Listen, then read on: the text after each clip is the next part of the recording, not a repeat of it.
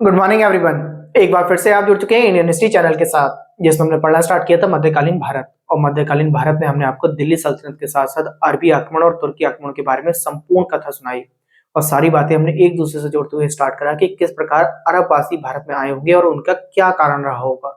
और अरबवासियों के आने के साथ साथ हमने ये भी देखा कि 100 वर्षों के अंतराल में ही इस्लाम धर्म किस प्रकार जो है फैला होगा, न केवल भारत में और भारत के साथ साथ संपूर्ण जो है, अगर संसार की बात करें आज जो है, जो मुस्लिम धर्म है जो हर जगह जो है फैला हुआ है। ये सारी बातें हमने करी। उसके बाद हमने तुर्की आक्रमण देखे। तुर्की आक्रमण में हमने देखा कि किसी ने भी जो है सल्तनत प्राप्त करने की इतना जो है महत्वाकांक्षा नहीं करी जितना भारत को लूटना चाहा, और लूटने के बाद अपने देश को अमीर बनाया। फिर देखा हमने कि जो है किस तरीके से दिल्ली सल्तनत आई होगी, और दिल्ली सल्तनत में हमने देखा कि किस प्रकार गुलाम वंश सबसे पहले आया होगा, और कौन सा एक ऐसा गुलाम था जिसने अपने आप को दिल्ली का सुल्तान नहीं माना। ये भी सारी बातें करी। और कौन सा पहला ऐसा गुलाम रहा है जो दिल्ली का सुल्तान बना होगा, किसे गुलामों का गुलाम कहते हैं, कौन हजार दिनारी था, कैसे जीता गया होगा, कोहिनूर हीरा कब कब जीता गया, किसने राजा ने अपनी स्वर्ण पूरी मूर्ति बनवाई और मूर्ति बनवाने के बाद जो है अपने आप को जो है मलिक काफूर के सामने प्रस्तुत किया होगा। ये सारी कहानी हमने एक दूसरे से जोड़ते हुए पढ़ना स्टार्ट करी। सबसे पहले हमने गुलाम वंश पढ़ा, जिसमें हमने आपको गुड़ खा तसले में करके जो है एक शॉर्टकट ट्रिक बताई। गुलाम वंश पढ़ने के बाद हमने खिलजी वंश पढ़ा, और खिलजी वंश में देखा कि आज खिलजी वंश के बारे में आज भी हम देखते हैं कि जो है पूरे संसार में जो खिलजी वंश में जो अलाउद्दीन खिलजी ने जो पद्धतियां चलाई थी वही चली आ रही है। ये बात पढ़ी हमने। खिलजी वंश के बाद हमने देखा कि जो है कैसे कैसे तुगलक वंश आया होगा, तुगलक वंश के आने का क्या कारण रहा होगा। ठीक है। गुड़ खा तसले में फिर सैयद वंश देखा, फिर हमने जो है त स ल ला का मतलब लोधी वंश देखा, और लोधी वंश को देखा कि अंतिम एक दिल्ली सल्तनत में पहला ऐसा एक सुल्तान हमें देखने को मिला लोधी वंश में, जिसका नाम हमने आपको इब्राहिम लोधी बताया था, जो किसी युद्ध के मैदान में मारा गया होगा। वरना इससे पहले किसी की भी दिल्ली सल्तनत में इतने राजा बैठे और राजाओं में से किसी भी राजा की मृत्यु जो है युद्ध में लड़ते हुए ना हुई। ये सारी बातें पढ़ी हमने। देखा उसके बाद जो है लोधी वंश का खात्मा करने वाला जो आया होगा वो बाबर आया। वो बाबर खुद नहीं आया था, बाबर को बुलाया गया था। बाबर के बारे में हमने पढ़ा कि बाबर का कैसे कैसे वंशज जो है, अगर ऊपर उसके हम जो है पूर्वी वंशों को देखें तो कैसे कैसे तैमूर के और चंगेज खान से जो है किसी न किसी तरीके से वो बिलोंग किया करता था। वो किस प्रकार जो है सबको मारा काटा करता होगा, किस प्रकार उसने इब्राहिम लोधी को मारा, ये भी कहानी हमने पीछे पढ़ चुके थे। इब्राहिम लोधी के बाद हमने देखा बाबर ने किस प्रकार युद्ध लड़ने स्टार्ट करे होंगे, और बाबर की पूरी हमने सल्तनत के बारे में पढ़ा, जैसे हमने मुगल सल्तनत बोला। उसके साथ साथ हमने आपको ये भी बताया कि मुगल नाम कहाँ से पड़ा। ये सारी बातें हमने कर ली थी। अगर बात करें तो अब बात की जाएगी, हमने आपको कल के वीडियो में अंतिम वीडियो में बताया था कि किस प्रकार जो है बहादुर शाह जफर द्वितीय की जो है मृत्यु हुई होगी, किस प्रकार तड़प के वो मारा गया होगा। मारे जाने के साथ साथ हमने देखा कि उसकी जो संतानें रही होंगी, उसके जो पोते रहे होंगे, उसके पुत्र रहे होंगे, उसकी जो बहु बेटियां रही होंगी, किस प्रकार उनकी गर्दन काट के जो है अंग्रेजी PEIC जो ब्रिटिश ईस्ट इंडिया कंपनी थी उसने जो है थाल में सजाकर उनके सामने प्रस्तुत करी होगी, बहादुर शाह जफर और उसकी पत्नी के सामने। और किस प्रकार बहादुर शाह जफर को एक शायर बताया, और शायर के बाद उसने मरते समय उसने कुछ पंक्तियां भी लिखी। वो पंक्तियों के बारे में हमने कल के वीडियो में चर्चा करी। आज की अगर बात करें, देखिए मुगल सल्तनत बिल्कुल खत्म हो चुकी है। मध्यकालीन भारत जो है, अगर हम बात करें इतिहास का, तो लगभग 95% हमने पूरा पढ़ लिया है। अब 5% में क्या रह जाता है, आज उस पर डिस्कस करेंगे और उन चीजों को खत्म करना धीरे धीरे स्टार्ट करेंगे। लगभग 3 या 4 दिन में ये भी खत्म हो जाएंगे।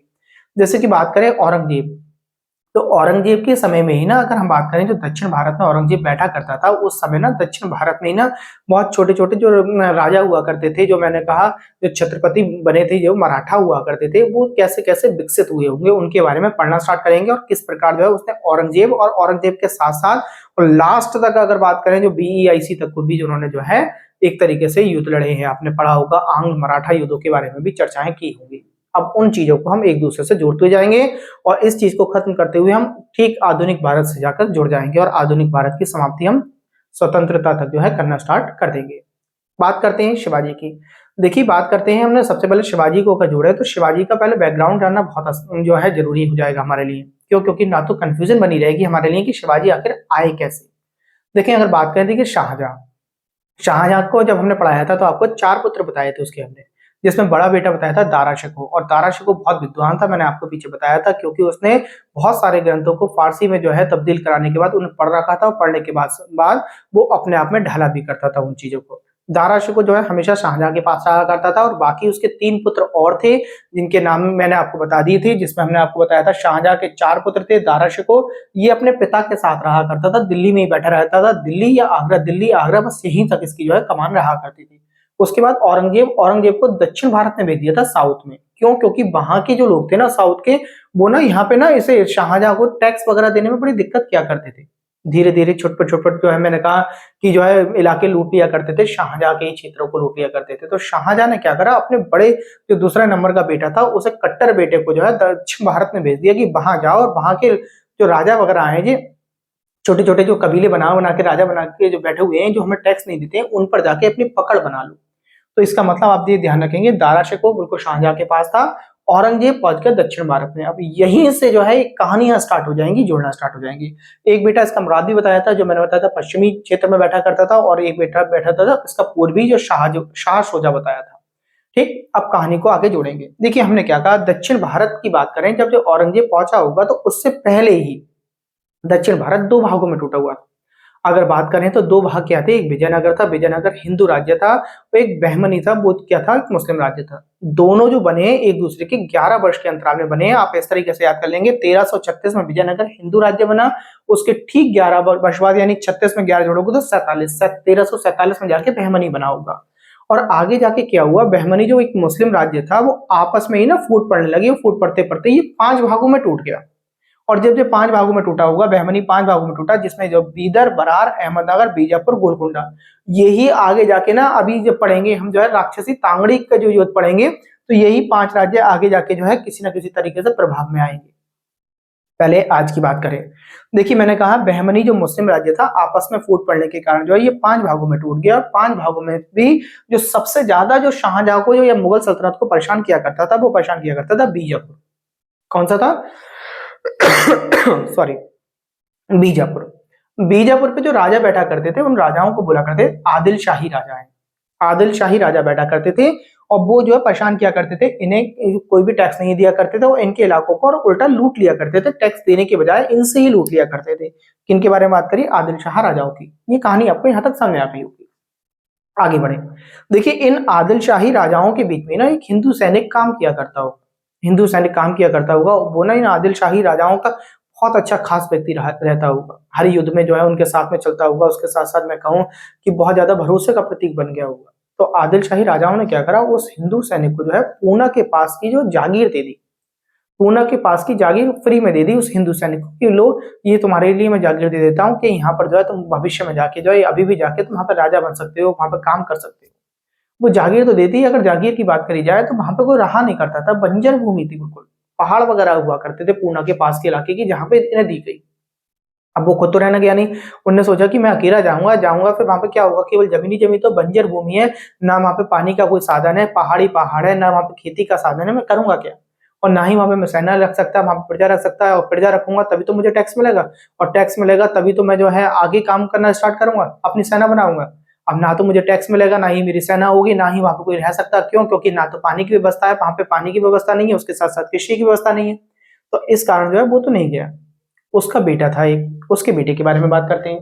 ठीक है, हिंदू सैनिक बता दिया, उसके जो है ये हिंदू सैनिक जो था, कौन था हिंदू सैनिक की अगर बात करें तो अभी जब शिवाजी पैदा नहीं हुए, जो शिवाजी के दादा थे जो हिंदू सैनिक काम किया करते थे। अब क्या थे, मैं कहूँ इनका जो है जिससे हिंदू सैनिक, उसका एक बेटा था, बेटे का नाम था शाहजी भोसले। और शाहजी भोसले कौन हो गए अब, यानी शिवाजी के पिता रहे होंगे ये। शाहजी भोसले थे, तो शाहजी भोसले की अगर बात करें, इनकी शादी हुई जीजाबाई से। इनकी शादी जीजाबाई से हो गई, और जीजाबाई जो थी वो हिंदू महिला थी, और बहुत ज्यादा ईश्वर में विश्वास किया करती थी, पुराणों को, ग्रंथों को खूब पढ़ा करती थी। और पढ़ने के साथ साथ जो इनकी एक संतान हुई, जिसका नाम मैं बताऊं शिवाजी, उसे भी धीरे धीरे उन चीजों को सिखाया करती थी, बताया करती थी कि हमारे यहाँ जो है देवी देवता किस प्रकार हुआ करते थे, इन सभी चीजों को बताया करती होंगी। तो शिवाजी भी धीरे धीरे कट्टर बनना स्टार्ट हो गए। शिवाजी भी धीरे धीरे क्या हुआ, कट्टर बनना स्टार्ट हो गए। अब हुआ क्या, देखो जीजाबाई ने कहा शाहजी भोसले से, कहानी को बहुत ध्यान से समझेंगे। जीजाबाई बोली शाहजी भोसले से कि मुझे बिल्कुल पसंद नहीं है कि आप जो है मुस्लिम जो आपके जो इस तरीके से राजा हैं उनके बीच में जो आप काम करना स्टार्ट करें। आप भूल गए हैं कि आपके पिता को जो है पूना की जागीर दे दी गई है, क्यों ना आप पूना की जागीर में चलें और हम अपना छोटा सा राजपाट बनाएंगे, हम इनकी गुलामी नहीं करेंगे बिल्कुल भी। अब शाहजी भोसले ने सोचा कि बोले कि वहां पर तो कुछ भी नहीं, शाहजी भोसले को तो पता था इस बात की। तो शाहजी भोसले ने बतेरा समझाया ना, समझाने की कोशिश की, मगर ये मानी नहीं। जब ये नहीं मानी तो शाहजी भोसले ने कहा, बोले कि चलिए कोई बात नहीं, आप एक काम कीजिए, बेटा धीरे धीरे बड़ा हो चुका है, लगभग 12 वर्ष की उम्र आ गई थी शिवाजी की उस समय। जब शिवाजी 12 वर्ष के हो गए होंगे तो इन्होंने कहा कि आप और आपके साथ में जो है मेरा बेटा जो शिवाजी है, उन दोनों को लेके आप जो है चले जाइए और वहां पे धीरे धीरे रहना स्टार्ट कीजिए, कुछ समय बाद मैं भी आ जाऊंगा वहीं पर। और जब ये गई होंगी तो इन्होंने सोचा कि अब शादी भोसले ने सोचा कि जब ये जाएंगे तो जाने में दिक्कत तो होगी ना, अब वहां पे किस प्रकार कार्य करेंगे, क्या है क्या नहीं है। तो इन्होंने अपने मित्र को, उस मित्र का नाम था शिवाजी भोसले के मित्र का नाम था दादा कोंडदेव, तो दादा कोंडदेव को भेजा, बोले कि आप इनके साथ में संरक्षक के रूप में चली जाइए, 3-4 वर्ष रहिए, रहने के बाद जो है धीरे धीरे जब इनको सेटल हो जाए तो आप वापस लौट आना, और जब वापस लौट आओगे तो मैं पहुंच जाऊंगा उसके बाद। तो हुआ क्या ये चले गए, जाने के बाद मैंने आपको कहा था बंजर भूमि थी, कुछ नहीं था वहां पे। अब इन्होंने ना, जो जीजाबाई थी बहुत ज्यादा साहसी थी, इन्होंने कहा कि बोले कि अब मैं वापस तो नहीं लौटूंगी, वहां पे पहाड़ों को भी काटा, जब बंजर भूमि को जो है उपजाऊ भी बनाया, धीरे धीरे जो है खेती करना भी स्टार्ट करी, उसके साथ साथ लोगों को बसाया होगा, प्रजा इकट्ठी हुई होगी, और प्रजा इकट्ठी हुई होगी तो उनसे टैक्स लेना स्टार्ट करा, टैक्स लेने के साथ साथ सेना बनाना स्टार्ट करी। और जब तक जो है शिवाजी भी धीरे धीरे बड़े होने लगे और शिवाजी भी एक तरीके से आक्रामक रूप अपना धारण करने लगे, ये बात आपको ध्यान रखनी है। अभी कोई युद्ध नहीं लड़ा है इन्होंने। अब हुआ क्या, अगर बात करें दूसरी तरफ लौट आए, दूसरी तरफ अगर लौट आए किधर की बात करें, जहां पे इसके पिता बैठे हुए हैं, कहां पे, बीजापुर में बैठे हुए हैं, आदिल शाह राजाओं के पास बैठे हुए हैं। अब वहां पे आदिल शाही राजाओं का जो ध्यान था ना, वो शिवाजी की तरफ को नहीं था कि शिवाजी क्या कर रहे हैं, या जी धीरे धीरे सेना इकट्ठी हो रही है, उनका ध्यान था औरंगजेब की तरफ को, क्योंकि औरंगजेब दक्षिण भारत में आ चुका था, और औरंगजेब की तरफ को ध्यान था कि किस प्रकार जो है औरंगजेब आक्रमण करेगा, या आक्रमण करने से हम किस प्रकार बचा जाएगा, तो उनका ध्यान केवल उस तरफ रहा करता था। तो मैंने इस बात को लिखा भी है, देखिए समझिए। सबसे पहले शिवाजी की अगर बात करें तो शिवाजी का जब जन्म हुआ था वो पूना में हुआ था, ठीक है, पूना में जन्म हुआ था, शिवनेर के किले में हुआ था। पूना में एक शिवनेर का किला है, उसमें जन्म हुआ था इनका, और वहां पे उस किले में शिवनेरी देवी है। तो शिवनेरी देवी, मैंने अभी कहा इनकी जो माता थी वो बहुत ज्यादा भक्त रही थी, पूजा पाठ किया करती थी, तो उन्होंने शिवनेरी देवी के नाम पर जो है इनका नाम शिवाजी रखा है, ये बात भी आपको ध्यान रखना, ठीक है।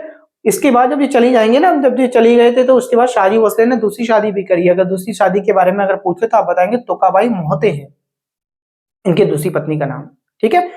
तो आपको ये बात क्लियर हो गई होगी। उसके साथ साथ हमने आपसे क्या कहा, आदिल शाह का ध्यान औरंगजेब की तरफ को रहा करता था।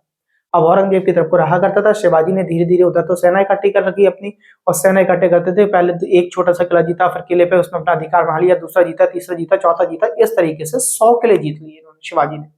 जब तक 100 किले जीत लिए, मगर आदिल शाह का ध्यान अभी तक सही प्रकार से पहुंच नहीं पाया।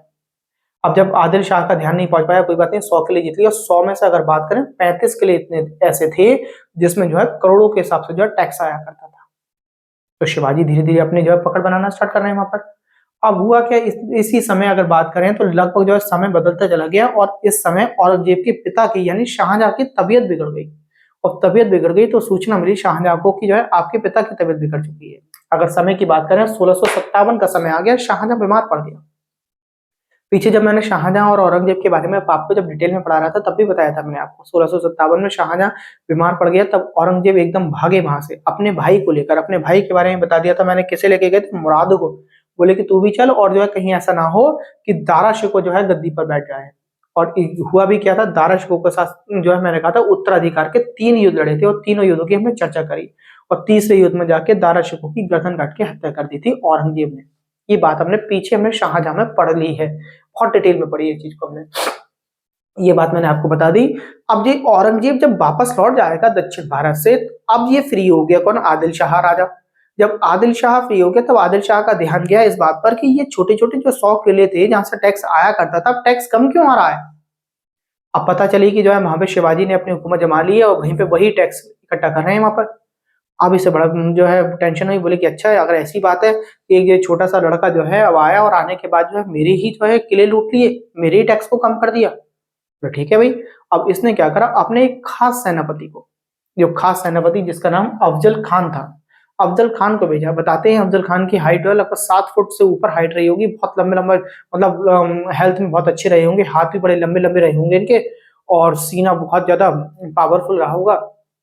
और ये जो है अफजल खान अपनी जो है लगभग 10 से 20 हजार की सेना लेकर चल दिए, किस पर, शिवाजी को हराने के लिए, शिवाजी को मारने के लिए। अब शिवाजी को पता चला, शिवाजी के पास लगभग 2-3 हजार की सेना थी, और ये 10 से 20 हजार सेना आ गई। अब शिवाजी ने सोचा कि बोले कि जो है मैं तो इस सेना से लड़ नहीं पाऊंगा। शिवाजी ने क्या करा, वहां पे पूना के पास में जो पहाड़ वगैरह रहे होंगे उनके जंगलों में जाके छिप गए शिवाजी अपनी सेना को लेकर। अब ये छिप गए।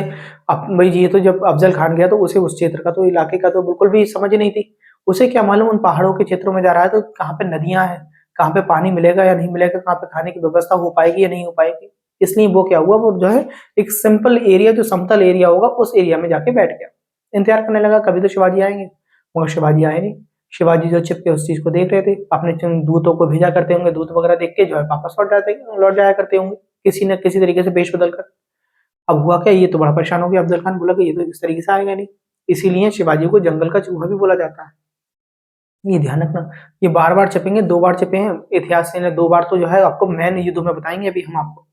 और बात करें 3 बार की हम तुम्हें आगे बात करें तो हुआ क्या, इसने क्या करा, अफजल खान ने एक कोई ब्राह्मण निकल के जा रहा हुआ रास्ते में से, उसे अपना दूत बना कर भेजा शिवाजी के पास। उन्होंने कहा, बोले कि आप तो ब्राह्मण हो, इसी क्षेत्र में घूमने वाले हो, आपको पता भी होगा शिवाजी कहाँ है, और शिवाजी को आपने देखा भी होगा, आप जाके उससे बात करो, उससे कहो कि मैं जो है उससे मिलने आया हूँ, वार्तालाप करने आया हूँ, कि वो जो है मुझसे आकर मिल ले। बोले ठीक है साहब। ये दूत बन के गया, क्योंकि जो है दूत बन के आया था इसका, बहुत ज्यादा इसकी जो है मतलब एक तरीके से जो है जो रैपो देनी होती है, इज्जत देनी होती है, अफजल खान ने इज्जत भी दी होगी, खाना भी खिलाया होगा, सब कुछ किया होगा, नमक खिलाया एक तरीके से। अब ये शिवाजी के पास पहुंचे, शिवाजी के पास पहुंचे तो शिवाजी भी बहुत होशियार थे। शिवाजी ने क्या करा, उन्होंने कहा ये ब्राह्मण है, ये पंडित है, बोले इसे मंदिर में ले चलो। तो जंगल में कोई मंदिर बना हुआ होगा, उस मंदिर में ले जाकर जो है बैठ गए, और मंदिर में जाके बैठ गए, और बैठने के बाद उससे ब्राह्मण से बोले, बोले देखो ब्राह्मण देव, आप मंदिर में आ गए, अब जो आपसे मैं पूछूं आपको सही जवाब देना होगा उसको। अब वो दूत बड़ा परेशान, दूत ने सोचा, बोले कि अब जो ये बात भी सही है, मैंने उसका नमक खाया, उससे भी दगा नहीं कर सकता, और मंदिर में आया तो झूठ भी नहीं पूछ सकता। तो ऐसी कंडीशन में उसने ये कहा कि बोले कि मैं केवल सिर हिलाऊंगा, आपको बताऊंगा कुछ नहीं। तब शिवाजी ने पूछा कि ये बताइए कि ये केवल जो है मुझसे बात करने ही आया या मुझे मारने आया है। तो उन्होंने सिर हिला के कह दिया मारने आया है। और जैसे मारने आया, वो जो है शिवाजी ने एक तरीके से ना अपने आप को डरता हुआ दिखाया, डरे नहीं वो, डरते हुए दिखाया कि बोले अरे मुझे तो बहुत डर लग रहा है, मैं तो जरा सी सेना है, मुझे मार देगा, मेरी तो उम्र भी नहीं है, इतना बड़ा है वो। बोले एक काम करो, आप मेरे जो है ब्राह्मण देव, मेरे लिए इतना काम करो कि आप एक काम करो, उससे कहो जाके कि 3 जो है व्यक्ति मैं लेके आऊंगा, 3 ही व्यक्ति तुम लेके आओ, और जो है जंगल के कहीं बीच बीच में जाके जो है हम मीटिंग कर लेंगे। बोले ठीक है। उसने जाके यही कहा, और कहने के बाद उसने सोचा, बोले कि ठीक है कोई बात नहीं, बोले मैं तो जाके उसे मार दूंगा। किसने, अफजल खान ने सोचा शिवाजी को मारने की। मगर शिवाजी बहुत होशियार थे। शिवाजी ने क्या करा, कपड़ों के बीच में ना, अपने बीचों बीच में कपड़ों के बीच में क्या करा, अपने लोहे के जो है अस्त्र वगैरह पहन लिए। और लोहे के अस्त्र वगैरह पहनने के बाद उन्होंने जब जो उससे मिलने गए होंगे, तो उसने भी जो है चालाकी चल रखी थी अफजल खान ने। अफजल खान ने सोचा मेरे बड़े बड़े हाथ हैं, और मैं जो है इस पर कटार अपने हाथ में ना छिपा रखी थी उसने। उसने सोचा जैसे ही मैं शिवाजी को इस तरीके से गले लगाऊंगा, और कटार निकाल के उनकी पीठ में जो है पीछे से मार दूंगा।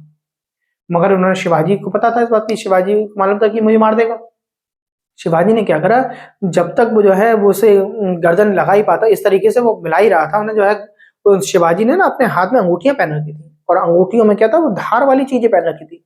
और तुरंत जो है इस तरीके से उसके सीने को फाड़ दिया, और चेस्ट को फाड़ दिया। और फाड़ने के बाद वहीं पर अफजल खान की मृत्यु हो गई। अफजल खान की जैसी मृत्यु हो गई, तो जैसे इसे पता चला, किसे, आदिल शाह राजा को पता चला, तो उसने सोचा कि भाई बड़ा खतरनाक है ये तो। और ये ऐसी धीरे धीरे खबर जो है पहुंच गई किसके पास, औरंगजेब के पास। औरंगजेब ने सोचा, बोले अच्छा, टैक्स का जो है अधिकार तो हमारा था, एक तो वो टैक्स ले रहा है, ऊपर से जो है धीरे धीरे जो है वो हावी भी होता जा रहा है, किसी न किसी दिन जो है ये मेरे ऊपर भी हावी होगा। अब औरंगजेब ने अपने सगे मामा को, जिसका नाम था शाइस्ता खां, शाइस्ता खां को भेजा सेना लेकर। अब आप ध्यान रखेंगे कि इसने क्या करा, मामा शाइस्ता खां को 1 लाख की सेना लेकर भेजा। अब इसकी कहानी सुनेंगे। अब जैसे ही 1 लाख सेना आई, शिवाजी को फिर पता चल गया, बोले 2-3 हजार सेना, और जो मेरी 1 लाख सेना आ रही है मेरे सामने, कैसे युद्ध होगा। अब इन्होंने फिर एक बार जंगल में जाके छुप गए। अब छिपने के बाद फिर वही कंडीशन, शाइस्ता खां से मिल ही नहीं पा रहे। अब शाइस्ता खां परेशान हो गया, कई महीने तक, लगभग बताते हैं 7 से 8 महीने तक इंतजार करता रहा शाइस्ता खां।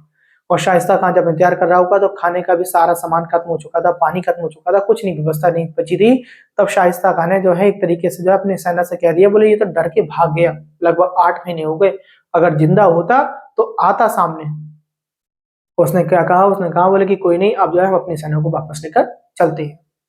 इस बात की पता चली किसे, शिवाजी को। जब शिवाजी को पता चली, तो शिवाजी ने क्या करा, अपने 400 लोगों के टुकड़े लेकर चले, और सबका वेश बदल के चले, इस तरीके से बारात की तरह जो है चले, ये जैसे कि शादी वाली बारातें होती है। तो वहां पे चले, और टुकड़े धीरे धीरे धीरे धीरे शाइस्ता खां की सेना के पास जाके पहुंच गई। वो शाइस्ता खां की सेना ने, या शाइस्ता खां ने सोचा कि बोले कि भाई सिंपल सी बात है, कहीं बारात जा रही होगी, या से बारातें तो जाती रहती हैं, और भीड़ भाड़ भी खूब होती है। और वो जो है भीड़, जो 400 लोगों की भीड़ थी, वो पूरे दिन सेना के साथ में रही और सारी सेना को जो है उसने भांप लिया, कहाँ पे शाइस्ता खां रहता है, कहाँ बैठता है, कहाँ सोता है और रात को जो है कहाँ मिले, जिसमें शिवाजी भी थे। अब उन्होंने क्या करा, रात में जब जो है 2 बजे के बाद का समय होता है, जिसमें गहरी नींद का समय होता है, उस समय जाके शिवाजी की सेना ने 400 लोगों की टुकड़ी ने जो मार काट करना स्टार्ट कर दी, इन पे जो है मारना स्टार्ट कर दिया। क्यों? क्योंकि इन्हें तो भी पूरी रात जंगलों में रहा करते थे, पहाड़ों में छिपे हुए रहा करते थे, इन्हें सब चीज का आइडिया हुआ करता था। और जैसे ही उसने, जब शाइस्ता खान ने आवाज सुनी होगी जो है मारने काटने की, तो शाइस्ता खान अपने ना जो एक टेंट बना हुआ होगा, जो उस तंबू से बाहर निकलने की कोशिश की होगी, उसने बाहर निकल के ऐसे देखा होगा ना, जैसे देखा होगा तो शिवाजी जो है पहले से वहीं पे तलवार लिए वो खड़े हुए थे, बोले कि जैसे ही ये बाहर निकलेगा इसकी गर्दन काट दो। शाइस्ता खान भाई युद्ध में जो है बहुत ज्यादा निपुण रहे होंगे। उन्होंने क्या करा, वो इस बात को भांप पे, जैसे उन्होंने गर्दन बाहर निकाली, वो भांप पे कोई खड़ा हुआ है, उन्होंने गर्दन पीछे कर ली और जैसे पीछे करी तो उनके हाथ पर जो है तलवार आगे लगी, तो ये बताते हैं कि 4 उंगलियां उनकी हाथ का पौछा पूरा का पूरा कट गया। और ऐसे ही कटे हुए हाथ में जो है शाइस्ता खान अंधेरे में भाग गया, और भागने के बाद बताते हैं कि शाइस्ता खान नहीं मिला शिवाजी को ढूंढने पर भी, और बाद में दक्षिण भारत में शाइस्ता खान वापस दोबारा नहीं आया। तो इस तरीके से औरंगजेब को भी बहुत धक्का लगा, बोले कि मेरी इतनी बड़ी सेना जो है हार कर वापस लौटी वहां से, और जब हार कर वापस लौट जाएगी, अब औरंगजेब आगे की रणनीति बनाएंगे, ये बात आपको ध्यान रखेंगे। अब क्या करेगा ये 1664 में ना, क्या करेंगे, जो औरंगजेब का ये किला आता होगा सूरत, सूरत से बहुत बड़ा टैक्स मिलता होगा मुगल सल्तनत को, वहां के व्यापारी को लूटेगा और लगभग 1 करोड़ रुपए की लूट लूटेगा ये शिवाजी। और लूटने के बाद क्या होगा, वहां से उसका हथियार वगैरह लेना स्टार्ट करेंगे, बहुत बड़ी अपनी सेना को तैयार कर लेंगे, 1 करोड़ रुपए बहुत होते हैं। अब इसे और ज्यादा धक्का लगेगा औरंगजेब को कि जो है 1 करोड़ रुपए का जो है जो टैक्स मेरे पास आना था वो भी लूट के लेके आए शिवाजी। अब ये क्या करेंगे, जयसिंह को भेजेंगे, ठीक, जयसिंह को भेजेंगे 1665 में इसे मारने के लिए। और जब 1665 में जयसिंह अपने लगभग जो है 10 लाख की सेना लेके चलेंगे, खूब बड़ी सेना, बल्कि अब देखते हैं क्या होता है। अब उन्होंने सोचा कि बोले हाँ ना, तो ही 10 लाख की सेना से तो मैं तो बिल्कुल भी नहीं जीत पाऊंगा, तब शिवाजी इनसे संधि कर लेंगे, जैसे हमने पुरंदर की संधि बोली है। आप ध्यान से सुनिए ना, पुरंदर की संधि पूछी जाती है 1665 में हुई थी, जयसिंह और किसके बीच में हुई है, आपके शिवाजी के बीच में हुई है। कहीं कहीं पे औरंगजेब लिखकर आ जाए तो आप ध्यान रखना, औरंगजेब दिल्ली सल्तनत का राजा था, मगर संधि करने कौन आए थे, जयसिंह आए थे। अगर ऑप्शन में जयसिंह नहीं आए, औरंगजेब आए, तो आप औरंगजेब लगा कर आएंगे, वरना जयसिंह को सबसे पहले प्रायोरिटी देंगे आप। इसमें संधि में क्या हुआ, संधि में ये हुआ, मैंने अभी आपको थोड़ी देर पहले बताया था, 35 किले थे इनके पास ऐसे, जिसमें बहुत बड़ा टैक्स इकट्ठा हुआ करता था 100 किलो में से। तो इसमें से 35 में से 23 किले ले लिए जयसिंह ने। अब जब 23 किले ले लिए, तो 23 किले का मतलब है 12 किले बचे, और 12 किलो से उन किलों को छोड़ दिया 12 में जिसमें ज्यादा टैक्स इकट्ठा नहीं होता था, जिससे सेना बस पल पाए, सेना अपने हथियार इकट्ठे नहीं कर पाए, राजा अब जो है ज्यादा काम नहीं कर पाए। अब ऐसी कंडीशन में क्या हुआ, फिर शिवाजी के भी और एक बेटे को भी रख लिया इन्होंने, बोले कि हम तुम्हारे एक बेटे को मनसबदार बना देंगे। इस प्रकार जो है पुरंदर की संधि में क्या हुआ, एक तो शिवाजी के बेटे को मनसबदार बनाया गया, ठीक है, 35 में से 23 किले लिए गए, और उसके साथ साथ अगर एक बात और ध्यान रखी जाए, किले ले लिए, सब कुछ ले लिया, उन्होंने कहा कि अगर बीजापुर के इलाके में कभी भी जो है मुगल सल्तनत पे आक्रमण हुआ तो तुम्हारी सेना हमारी मदद करेगी, ये भी समझ लीजिए। तो इस तरीके से सेना भी अपनी गिरफ्त में कर ली, जो बची थी वो भी गिरफ्त में कर ली, तो इसे पुरंदर की संधि बोलते हैं। तो पुरंदर की संधि क्या थी, किस प्रकार हुई, आपको याद हो गई होगी। आगे की अगर बात करें तो 1666 में, 1665 में तो संधि हो गई। अब इसने, शिवाजी ने कहा, बोले कि जो है औरंगजेब कौन व्यक्ति है, देखना चाहिए मुझे भी कि कौन है औरंगजेब। तो 1666 में क्या हुआ, जयसिंह के पुत्र से मुलाकात करते हैं ये कौन, शिवाजी, और उनसे कहते हैं, बोले मुझे मिलना है औरंगजेब से। बोले कि ठीक है साहब, मिला देंगे, कोई दिक्कत नहीं। बोले मिला तो दोगे, मगर जो है मान लीजिए कि जो है अगर मुझे उसने पता चल गई शिवाजी, ये शिवाजी है, इसने जो है मेरे मामा का जो है हाथ काटा था, या इस प्रकार जो है मेरी सेना को जो है मार काट की थी, उसने मुझे गिरफ्तार कर लिया, तो बोले इस बात की जिम्मेदारी मेरी है कि मैं आपको जो है क्या नाम है, आपकी जान बख्शवा दूंगा, चाहे कुछ भी हो जाए, झगड़ा भी हो जाए तब भी जान बख्शवा दूंगा। बोले ठीक है। अब 1666 में शिवाजी और शिवाजी का जो बड़ा बेटा था संभाजी, तो संभाजी और शिवाजी दोनों मिलने जाएंगे औरंगजेब से। जब औरंगजेब से मिलने जाएंगे तो वहां की स्टोरी सुनिए। अब ये जी होता क्या है, जब दरबार लगता है तो भाई जो सुल्तान, जो राजा होते हैं, जो बादशाह होते हैं, वो तो बाद में आते हैं, वो बाद में आते हैं। तो हुआ क्या, ये ना जब दरबार में ना इन्हें शिवाजी को खड़ा कर दिया गया होगा, एक लाइन में जो है खड़ा कर दिया गया होगा, और उनसे पहले जो है और व्यक्ति खड़े हुए होंगे, और इन्हें पीछे खड़ा कर दिया होगा, कोई आदर सत्कार ही नहीं, कोई कुछ नहीं, इनका बेटा और जो है ये दोनों के दोनों खड़े हुए होंगे चुपचाप पीछे। इन्होंने शिवाजी को गुस्सा इस बात किया है कि इनसे आगे जो व्यक्ति खड़े हुए थे, वो व्यक्ति खड़े हुए थे, उनकी ज्यादा इज्जत हो रही थी, जिन्हें शिवाजी कभी हरा चुके थे। वो व्यक्ति बड़े इज्जत से खड़े थे और ये पीछे खड़े हुए थे। जब औरंगजेब आए होंगे तो औरंगजेब आने के बाद जब बैठे होंगे बादशाह के, तो इन्होंने आते ही जो है औरंगजेब से जो है इनकी जो है धीरे धीरे वार्तालाप बढ़ने लगी, और वार्तालाप में बढ़ने लगी तो लड़ाई की तरफ की बढ़ने लगी।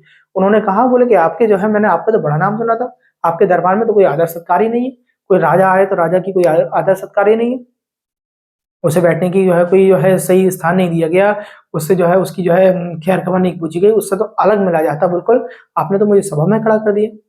शिवाजी वो पहले तो शिवाजी को सुनते रहता है औरंगजेब, औरंगजेब फिर उसके बाद बोलता है, आप कहाँ के राजा हैं, कहाँ कराया था आपने राज्याभिषेक, आपके सिक्के चलते हैं क्या, आपकी तुलादान हुई थी क्या?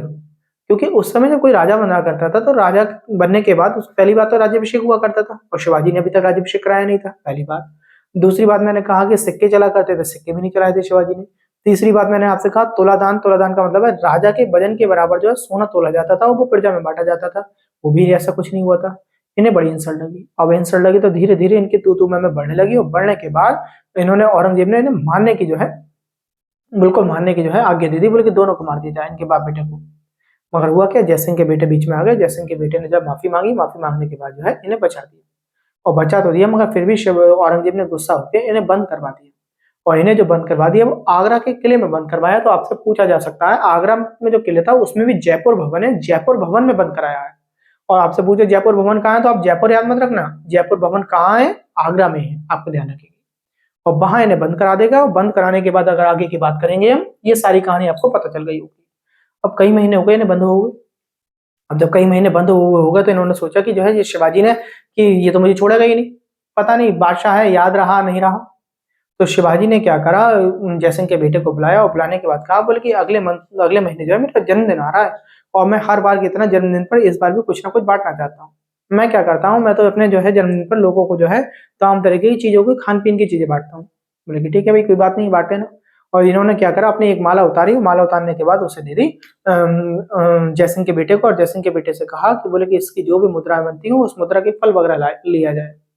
और वही माला कीमती माला रही होगी, उसमें जो है बहुत सारे फल लाए गए, और सैकड़ों संदूक, बड़े बड़े जो है संदूक बनवा दिए गए, संदूक में जो है वो फलों को रखा गया, और शिवाजी ने थोड़ी सी एक्टिंग करी, एक्टिंग करने के बाद थोड़े से मंत्र वगैरह हिंदू जो रीति रिवाज होते हैं करे, और करने के बाद धीरे धीरे आगे को बढ़ाना स्टार्ट कर दी, बोले ले जाओ।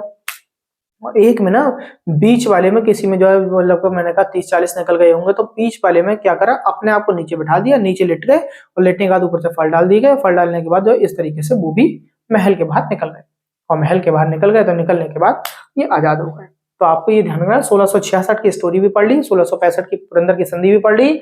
आगे हम बात करें तो 1674 यानी 8 वर्ष तक इन्होंने अपनी सेना को बहुत अच्छी करके सेना को तैयार करा, और तैयार करने का तब इन्होंने 1674 में जाके अपना राज्याभिषेक कराया। आपको राज्याभिषेक किससे कराया, काशी के पंडित थे श्री गंगा भट्ट से इन्होंने राज्याभिषेक कराया, और फिर उसके बाद उन्होंने कहा कि मैं अपनी सेना को जो है और ज्यादा अधिक बलवान बनाऊंगा, इसलिए जो 33% का उस समय जो टैक्स चला करता होगा वो 33% टैक्स को बढ़ाकर 40% कर दिया, जिससे कि सेना और ज्यादा सिक्योरिटी दे सके अपने क्षेत्र में। ये बात भी आपको ध्यान रखेंगे। ठीक, 1674 में जाके इन्होंने जो अपना राज्याभिषेक करा लिया, वहां पर इन्होंने एक शादी और की। उसके बाद अगर बात करें 12 अप्रैल 1680 में इनकी मृत्यु हो जाएगी, और मृत्यु होने के बाद जो है इनका बेटा जो मैंने संभाजी बताया वो जो है राजा बनेगा, ठीक, छत्रपति बनेगा। और इनके गुरु के बारे में आपसे पूछा जाए तो गुरु का नाम बता देंगे, शिवाजी के गुरु का नाम था समर्थ रामदास। ये बात आपको क्लियर हो गई होगी। अब इनके बेटे की स्टोरी और सुन लेते हैं। 1680 में जब इनकी मृत्यु हुई है तो 1680 तक तो में जो है ये छत्रपति बन गया होगा, राजा बन गया, और 9 वर्ष तक राजा बना रहा। 1689 में जो है इसे जो है संभाजी का एक मित्र था कलश, इन दोनों को जो है पकड़ लिया गया, और जब पकड़ लिया गया होगा तो औरंगजेब के सामने जो है आगरा में प्रस्तुत किया गया। ये कहानी को बहुत ध्यान से सुन लेना, छोटी सी कहानी है, और शायद ये शिवाजी का चैप्टर आपको समझ आ गया होगा, कल आगे इसकी आगे की कहानी पढ़ेंगे।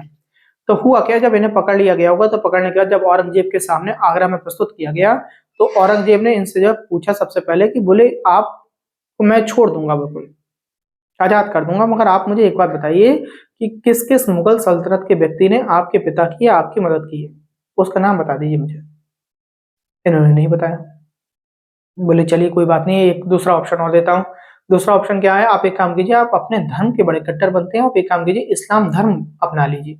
अगर आपने इस्लाम धर्म अपना लिया तो मैं जो है आपको अभी छोड़ दूँ। तो ये भी बहुत चालाक थे।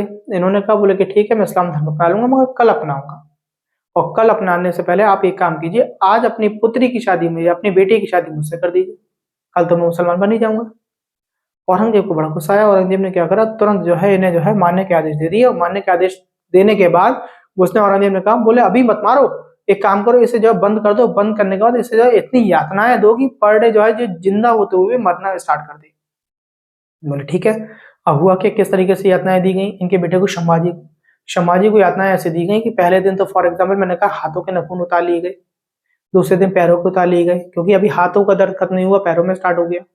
तीसरे दिन मैंने कहा कि शरीर के जो है सिर के बाल नोच लिए गए, बाल नोचे गए, अब वहां पे दर्द हो रहा है। फिर शरीर में और कहीं जो पार्ट्स पे बाल रहे होंगे उन्हें नोचे गए। ठीक, अगले दिन क्या करा, उंगलियां काट दी गई एक हाथ की, अगले दिन दूसरे हाथ की काट दी गई, फिर क्या करा, पैरों की उंगली काट दी गई, फिर एक हाथ काट दिया गया। इस तरीके से रोज उन्हें पीड़ाएं दिया करते थे। और जब भी पीड़ा दिया करते होंगे रोज आके पूछा करते हैं धर्म परिवर्तन करोगे या नहीं करोगे, तुरंत मना कर दिया करते हैं नहीं करूंगा। और अंतिम में जाके क्या हुआ बताते हैं कि कोई हाथ पैर नहीं रहा, बस थोड़ा सा शरीर जो बाकी बचा होगा, तब जाके औरंगजेब आया। औरंगजेब ने पूछा, बोले धर्म परिवर्तन करोगे, तब इन्होंने मना कर दिया, धर्म परिवर्तन नहीं करूंगा मैं। तब औरंगजेब ने खुद ने कहा कि काश मेरी एक ऐसी संतान होती, अगर तुम्हारी तरह इतने मजबूत मेरी संतान नहीं होती तो मैं पूरे संसार पे, पूरी दुनिया पे जो है अपना अधिकार जमा लेता। तो ये शब्द भी औरंगजेब के हैं और किसे देखते हुए, संभाजी को देखते हुए। आशा करता हूं ये सारी बातें आपको याद हो गई होंगी। तो 1689 में जाके इसकी मृत्यु हो जाएगी संभाजी की। और इसके बाद कल आगे की स्टोरी सुनाएंगे कि संभाजी के बाद अब कौन बनेगा और कैसे कैसे पेशवा और आगे अपना जो है रूप ले लेंगे। ठीक है, ये वीडियो आपको बहुत पसंद आया होगा, आशा करता हूं। अगर आपको पसंद आया तो लाइक करें, सब्सक्राइब जरूर करें। नमस्कार, धन्यवाद।